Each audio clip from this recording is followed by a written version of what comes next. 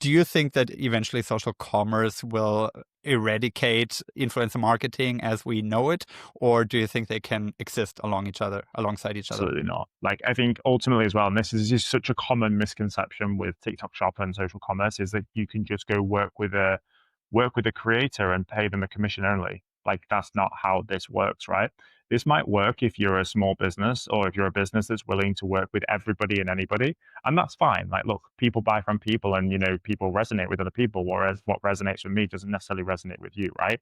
But ultimately, like, for these much larger businesses, there is brand safety. There is, tone of voice, there's brand messaging, etc. That all comes through content creators, people that create content for a living, influencers who have built audience over time.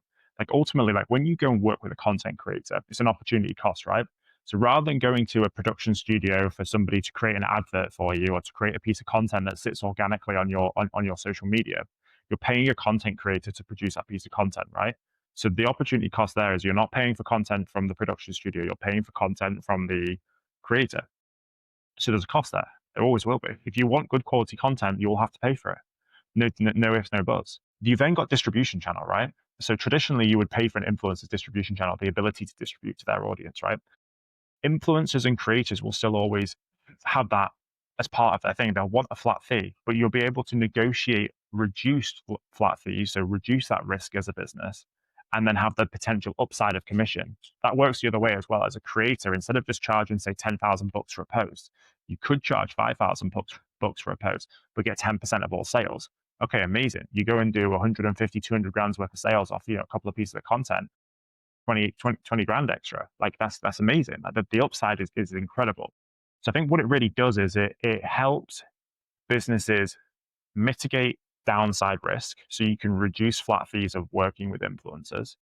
But at the same time, it enables creators to continuously earning for, like, kind of how good their piece of content is. So it's almost like a performance-based metric, right?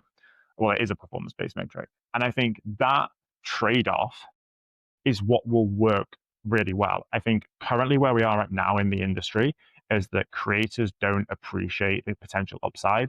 There has been a status quo, and it's just the incumbent way of creators being paid is on a flat fee. It's like, flat fee, do my piece of content, that's it, I'm done. I think that narrative needs to change, and people need to understand that, yes, we appreciate the work that you do. Yes, we appreciate the audience you built. So here is a small flat fee, but we want to reward you for when the business wins, you also win. And I think when that narrative changes, that will really open up the creator economy.